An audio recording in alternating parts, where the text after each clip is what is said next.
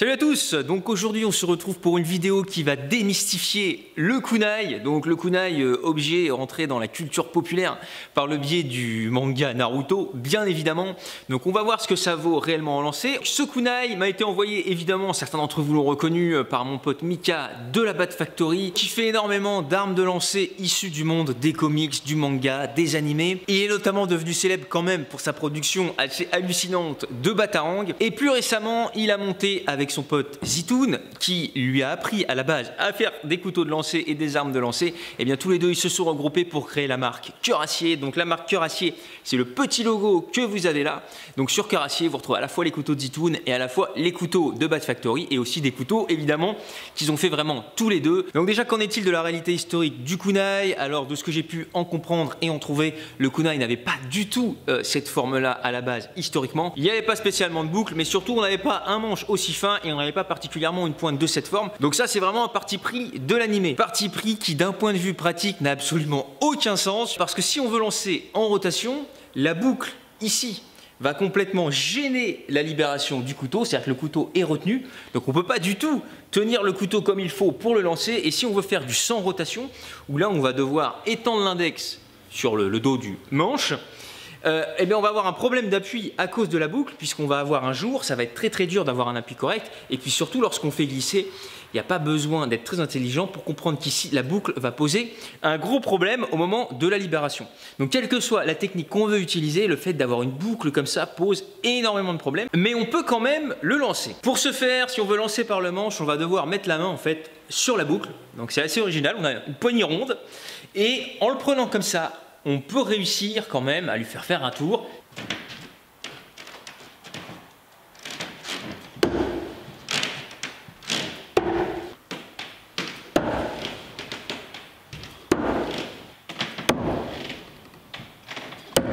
Donc voilà, c'est vraiment pour le fun, on peut le faire, ça peut fonctionner, mais c'est pas du tout optimum. Là où par contre ça devient intéressant, c'est par la lame, où là on a une prise en main qui correspond à tous les couteaux de lancer standard de qualité. Là il n'y a pas de souci, donc là on est très près, on est à 0,5 tours, et normalement ça le fait impeccable. De 0,5 tours, on passe à 1 tour et demi, un peu plus de 4 mètres.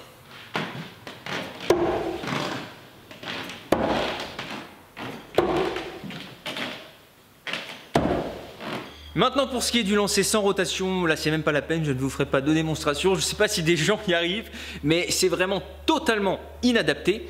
Et c'est bien pour ça que Zitoun et Mika ont travaillé et développé ce modèle, qui là est un kunai qui est carrément pensé pour la compétition. Donc c'est un modèle qui est fait pour le lancer sans rotation et qui est pensé pour la performance. On reconnaît vraiment la patte à Zitoun, donc on a une pointe vraiment pointue, très effilée, très profilée et faiblement émouturée, c'est-à-dire qu'elle est très épaisse, ce qui fait qu'elle est relativement, on va dire, pyramidale. Au niveau du manche, on a des courbes, mais qui sont asymétriques, c'est-à-dire qu'on a deux possibilités, ce qui fait que selon les sensibilités, on va pouvoir prendre par le dessus, où c'est un petit peu moins bombé, ou par le dessous, où là on a une protubérance, ici une courbe un peu plus prononcée, puisque certains au moment du lâcher et du glisser qu'on a en no-spin, certains préfèrent avoir comme ça une petite boule. Donc voilà, ça c'est au choix de chacun, à l'appréciation de chacun. Donc moi quand je fais du no-spin, j'ai tendance à préférer les couteaux à dos droit. Donc là moi je vais me placer sur le côté où il y a le moins de courbes.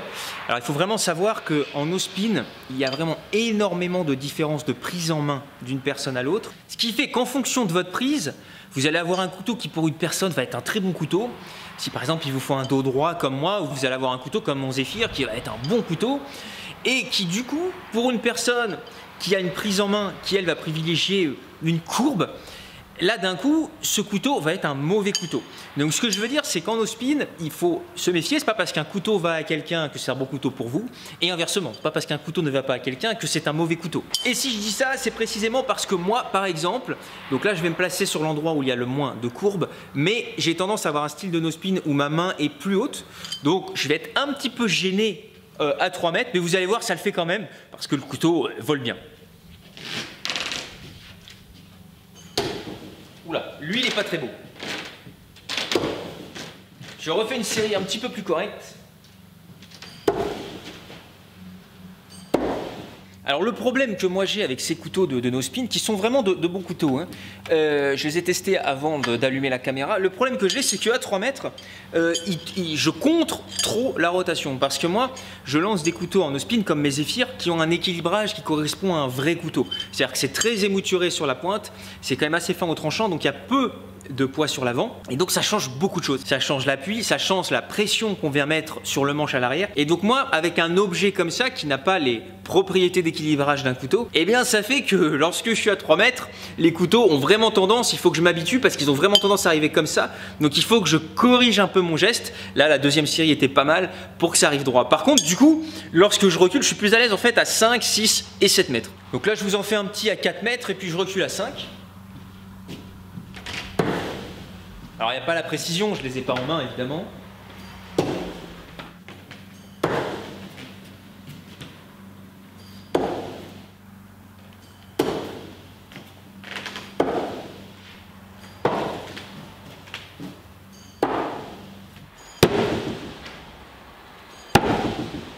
On se tente 6 et 7. Oh là là, la précision. Heureusement que j'ai des grandes cibles. Et 7.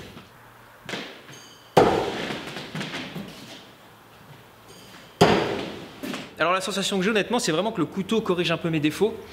C'est dû au fait que ce sont de bons couteaux de lancer sans rotation, mais pour revenir sur ce que je disais tout à l'heure en termes de répartition de poids, si vous savez lancer, il faudrait que je fasse une vidéo là-dessus. Si vous savez lancer des bons couteaux de lancer sans rotation, c'est pas pour ça que vous savez lancer un couteau en fait. C'est ça le problème. Je l'ai constaté 50 000 fois, y compris avec moi-même.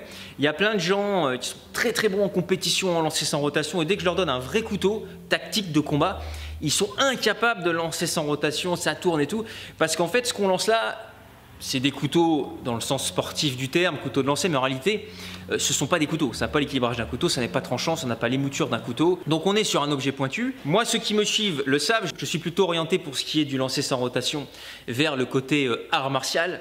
Et donc d'un point de vue art martial, vaut beaucoup mieux, quitte à lancer des bouts de ferraille taillés en pointe, lancer des beaux shurikens. Mais évidemment, là, on sort une fois de plus du cadre de la compétition. Ça, ce sont des couteaux faits pour performer en championnat. Et dans cette case-là, ils sont bons.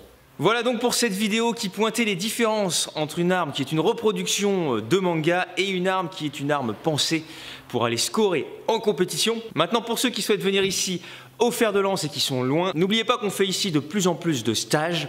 Donc en fait, chez nous, c'est très simple. Que vous veniez de loin pour un stage de plusieurs heures ou que vous veniez simplement faire une session d'1 heure, de toute façon ici, le tarif à l'heure, c'est 15 € de l'heure par personne.